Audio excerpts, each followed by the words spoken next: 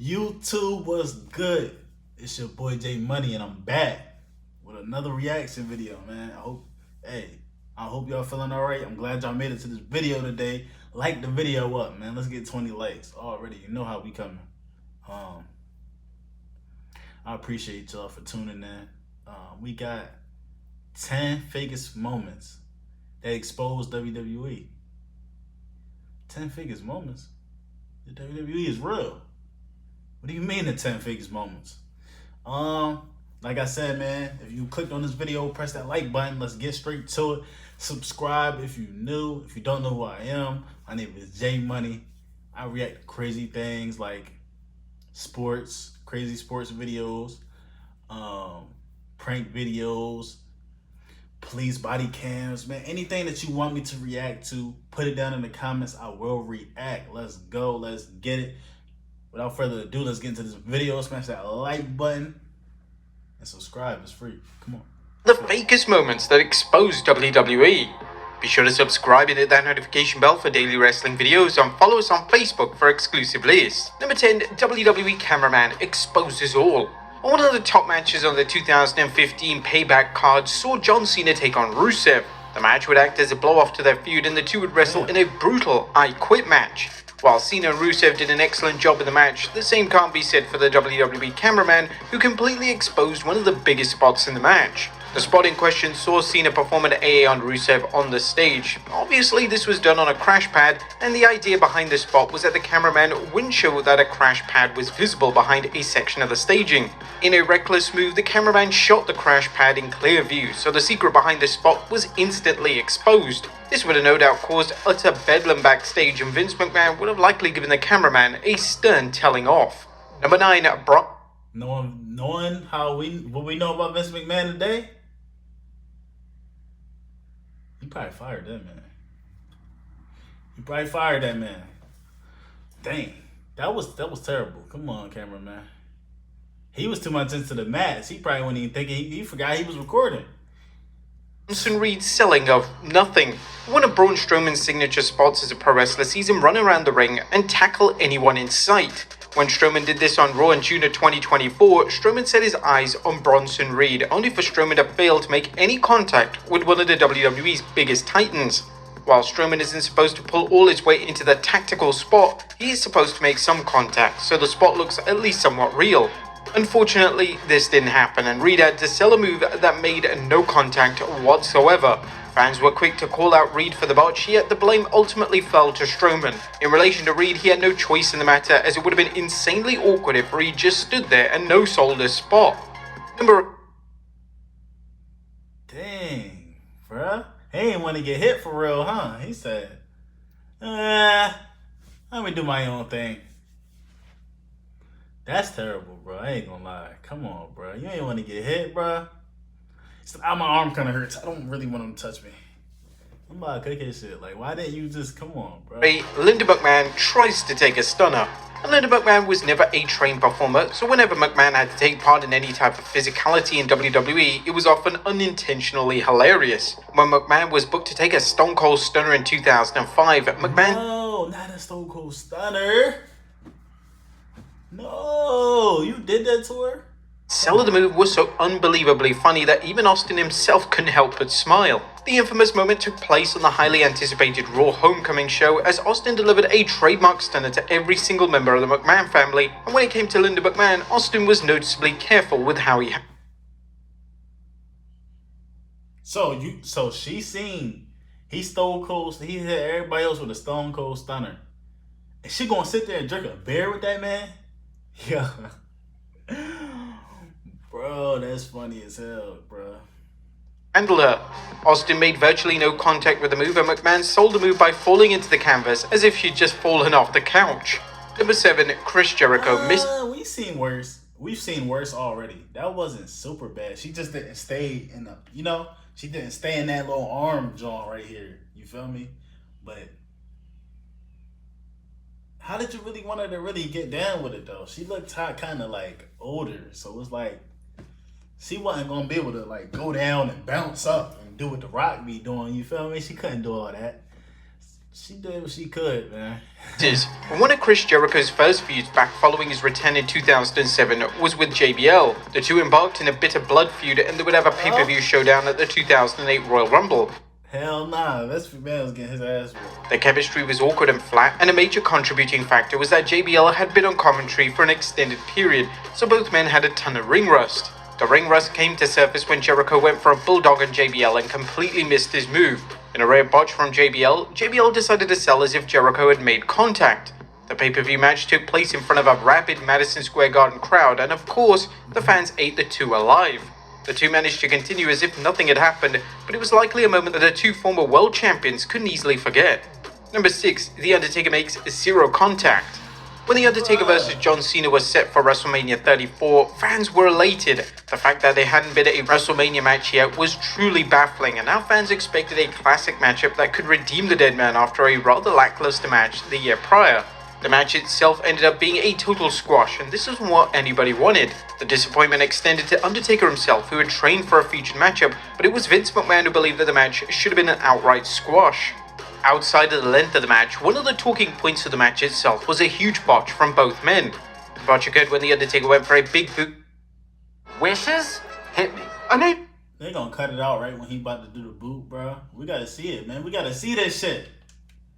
Cena by a good mile.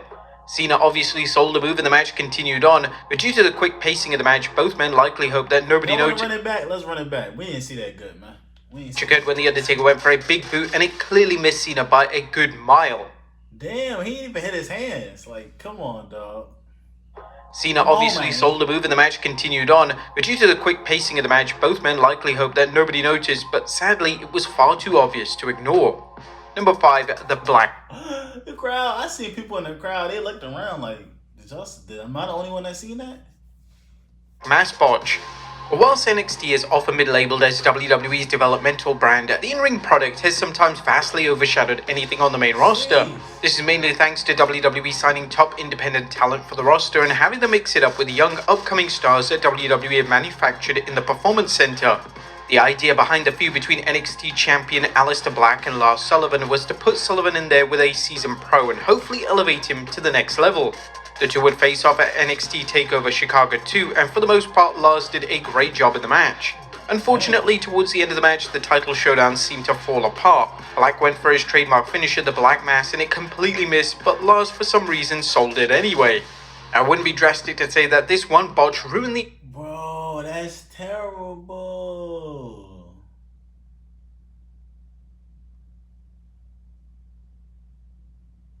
Why would he do that? Why would you even sell it? Just act like he ain't hit you and stay dazed, bro. Just stay dazed, turn all the way around. Like, come on, man, do it again, do it again. You feel me? Like, why would you fall? You know, come on, bro. Entire matchup as it drew all attention away from the positives of the match, as all anyone could focus on was the major botch. Number 4, Big Show takes an RKO.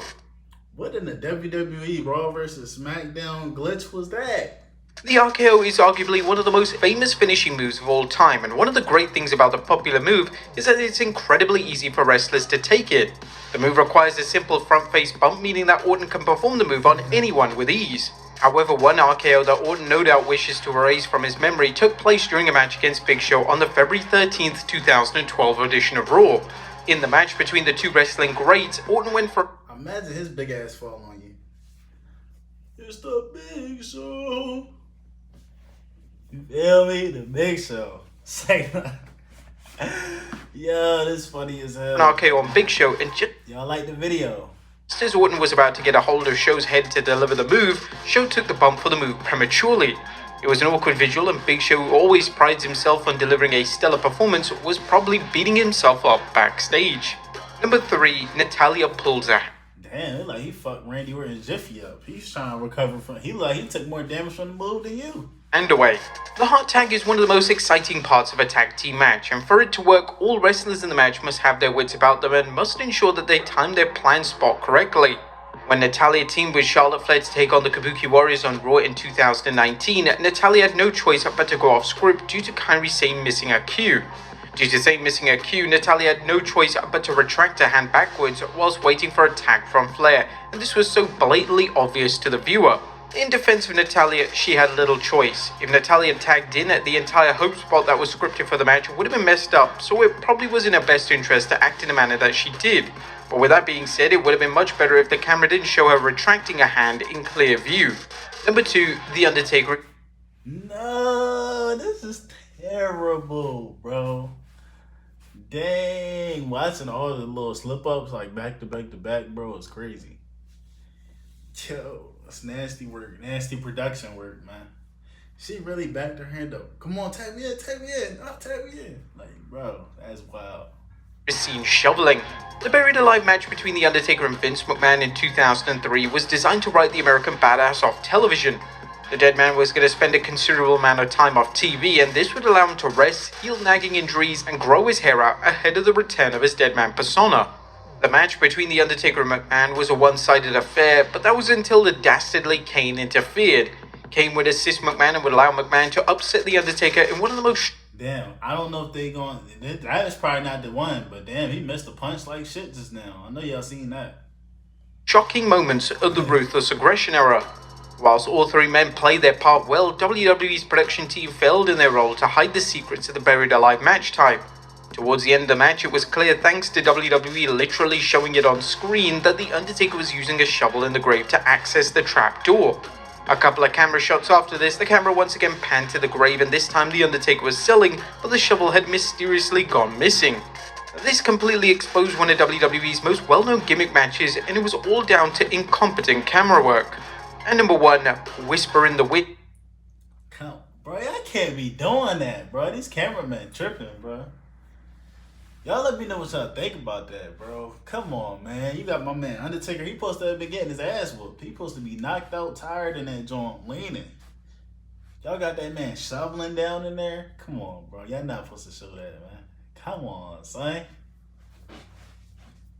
And literally, the greatest Royal Rumble pay-per-view, which took place in Saudi Arabia, featured a botch that made WWE look like a cheap independent show. In a lackluster US title match featuring champion Jeff Hardy and Jinder Mahal, Hardy went for the Whisper in the Win, but sadly, the move Saudi Arabia featured a botch that made WWE look like a cheap independent show. In a lackluster US title match featuring... This ain't got nothing to do with the video, really. But how do people be putting them fat-ass earrings in the ear, bro? That's not even an earring. That's like an ear loop. That shit be looking like it hurt. It be looking crazy. How does that feel when it's in your ear like that, bro? Yeah. Bro, y'all let me know, man, if y'all got them, bro. That shit look crazy, bro. Champion Jeff Hardy and Jinder Mahal, Hardy went for the Whisper in the Win, but sadly the move didn't connect at all, and Hardy landed about 2 feet away from Mahal. The botch was made even worse by the fact that Mahal decided to take a comedic bump and sell the move despite the move clearly not even connecting. It was abysmal work from Mahal, and in a moment... Jeff Hardy was supposed to win that fight. He was supposed to win that match, huh? Because, like, at that point, you supposed to just act like you ain't get hit or something and just, you feel me? I don't know. That's crazy. Why are y'all still trying to sell it, you know, when you ain't get touched? Like, in a sheer panic, Hardy... They making it worse. He decided the best thing to do in the moment was to attempt a cover, which was probably the most sensible course of action. But there you have it, folks. Then the fake... Alright, man. Y'all let me know in the comments, man, what y'all think about that video.